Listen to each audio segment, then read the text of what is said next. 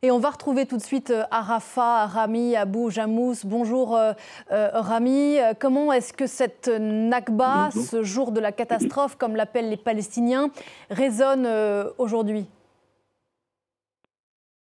On commémore le 76e anniversaire de la Nakba, une deuxième Nakba. C'est les mêmes facteurs, le même piton, le même équipé. Au lieu que ce soit les milices juifs à l'époque du Haganah, aujourd'hui c'est leurs descendants. C'est une armée officielle qui est en train de faire la même chose à Gaza. À l'époque, il y avait des déplacés, des centaines de milliers. Aujourd'hui, on est des milliers, des millions, peut-être 1,5 million de personnes qui sont en train de déplacer de leur territoire. Et ces mêmes gens qui sont en train de se déplacer de Gaza et vers le nord ou bien vers le sud de la bande de Gaza, ils étaient déplacés déjà par cette Nakba de 48. Il y a 4 générations qui ont vécu pendant 48 jusqu'à maintenant, et là, ça se répète. On entendait à l'époque nos ancêtres qui parlaient de Nakba, mais on n'a jamais vécu. Là, on est en train de la vivre. Le problème, c'est que c'est l'histoire qui est en train de se répéter. C'est les mêmes personnes, sauf que les conditions de vie ont changé. À l'époque, la vie était simple. Il n'y avait pas la modernisation.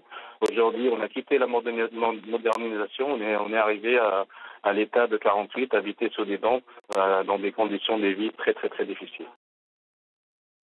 Ces derniers jours, Rami, on en a déjà parlé, vous et moi, sur ce plateau, des Palestiniens qui étaient déjà déplacés du nord de Gaza ont dû être déplacés à nouveau, ceux qui avaient tenté de trouver refuge à Rafah.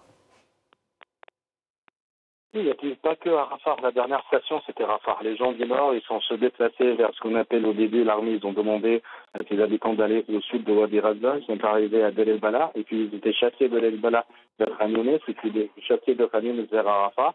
Et maintenant, ils sont en train de chasser Rafah. Et la question qui se pose, on va où après? Là, on est entassé dans une petite cage entre Rafah et ce qu'on appelle la rue Natsari, que les Israéliens, l'armée a fait comme frontière entre le nord et le sud de la bande de Gaza. Il n'y a pas d'endroit, il y a juste des terrains vagues. Et même ces terrains vagues, maintenant, c'est surpeuplé. Et la question qui se pose, on va où après? Et on le disait... Est-ce qu'on va avoir le même sort qu'en 48? Est-ce qu'on va être dans des pays proches ou aux alentours de la Palestine? On va partir au Sinaï? Est-ce qu'on va partir à l'étranger? Est-ce que ça va être le même scénario de 48 qui va se répéter sous les yeux de tout le monde, sous le silence de tout le monde, comme ça s'est passé en 48? Merci Rami Abou Jamous pour votre témoignage ce matin. On va prendre la direction de Jérusalem avec Ludovic de Foucault. Bonjour Ludovic, on entendait cet écho de Rafah à l'instant, une Nakba qui a un écho bien sûr aujourd'hui à la fois en Israël et dans les territoires palestiniens occupés en Cisjordanie. Oui, bien sûr, c'est une journée qui s'annonce assez contrôlée. Aujourd'hui en Israël. Par exemple, depuis 12 ans, les étudiants de l'université de Tel Aviv organisaient un événement pour commémorer la Nakba sur l'esplanade devant l'université. Cette année, l'événement a été annulé par la police, d'après les étudiants, dont les témoignages ont été relayés par la presse israélienne. La police leur aurait dit qu'un événement de ce type pouvait se tenir, mais dans un endroit fermé, ou alors, je cite, dans une ville arabe. Hier, dans le nord du pays, des Arabes israéliens ont pu se réunir par milliers pour se rendre dans les ruines de villages dont des Palestiniens ont été chassés en 1948 pour commémorer la Nakba.